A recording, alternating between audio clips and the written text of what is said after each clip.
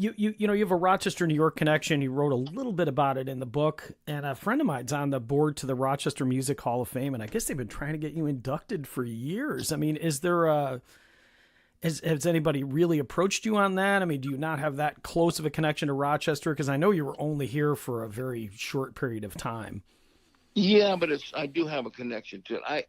I got what I did in Rochester was in that part of my life, that 9 months or whatever it was, I lived there and worked my ass off to get out of there before the snow hit. Right. But you read the book. But I really loved it. I mean, I struggled there. The way I got there was on a bus with my amplifier that weighed fucking 150 pounds and a guitar. And my wife and I had a trunk. My newlywed, who was pregnant, I didn't have a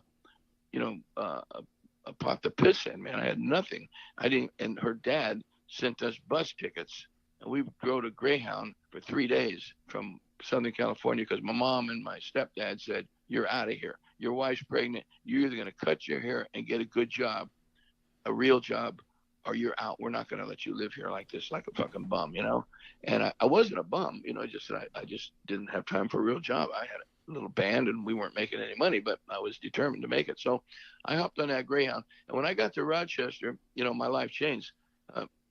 So I did have to get a job in Rochester. So I got 2 jobs. I didn't fuck around. I went and picked up garbage in the morning and went to a print shop at night. And I worked every day. If they said, "You want to work overtime?" Yep. "You want to work Saturday?" Yep. "Want to work Sunday?" Yep. And then when I get off work at night, I'd go straight to Herb Gross's band at Salt and Pepper. And Herb Gross, I guess, became a kind of a politician around there. But I'd go there and rehearse with them, lug my damn amplifier upstairs, you know, and come back and go to bed, wake up, and do it all over again. And that part of my life was a real lesson to me that I can do it. You know, whatever it takes, I can do it. So eating at Nick Tahoe's every Yeah, day. remember the Nicks and Abbott's custard you mentioned Abbott's too? custard. I Some mean, just those crazy are stuff. Yeah. still, when I go to Rochester, I still go Yeah. straight to Abbott's, you know, I mean, if it's still there. I mean, I would go there if it's still there. It's COVID. Who knows what's open after COVID? But I know Nick Tahoe's, I heard, is still open. Is that true? Oh yeah, Nick's is still open. That nasty one on Main Street that we used to go there at 3 o'clock in the morning too. I'm sure that's That's when the you one. went there. Yeah. And that's when you go. You either go Yeah, at for 5 sure. in the morning or 3 in the morning. Yeah, no, I remember. We've had very similar experiences. I had a kid at age 17, and I got thrown on a Greyhound bus to go to Denver with the pregnant mom. So I mean, I get it. It's not.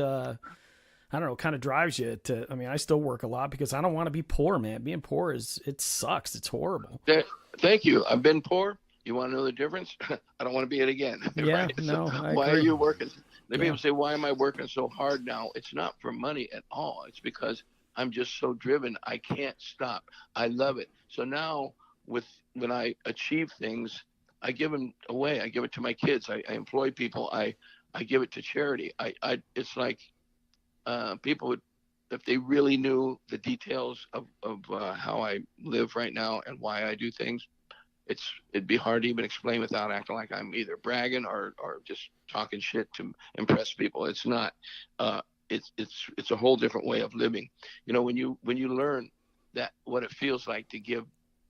You know, I wrote a song, "Give to Live," because that's about when I first felt unconditional love, and I realized that people say, "I want to feel love," you know, "make me feel it." And you go, "How do I can't feel it. I can't feel it." You don't feel love. You don't take it.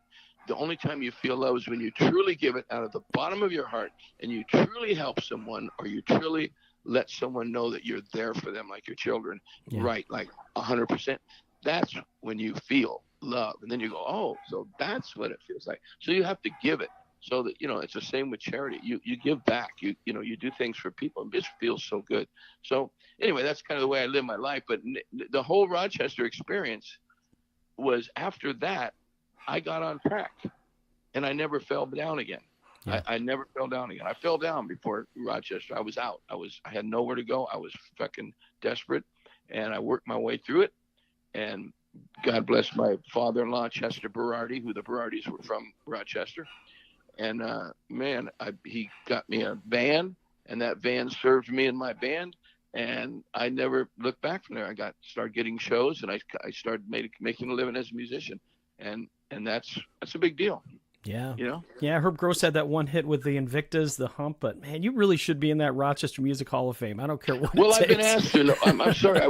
I went to storytelling, but I was, and I've been asked about 3 times now to come back. I think when the one I wanted to do was when the drummer Steve Gadd, Oh, yeah. Yeah. I mean, he's one of my favorite musicians on the planet. And I don't know him, never met him, but he's just such an amazing drummer. I mean, he is a timepiece. He's a rhythm machine. But anyway, I will do it someday. I just haven't been able to. I live on the West Coast. Well, now I have a place on the East Coast. Maybe it'd be easier now. All right. Super quick question, because I know that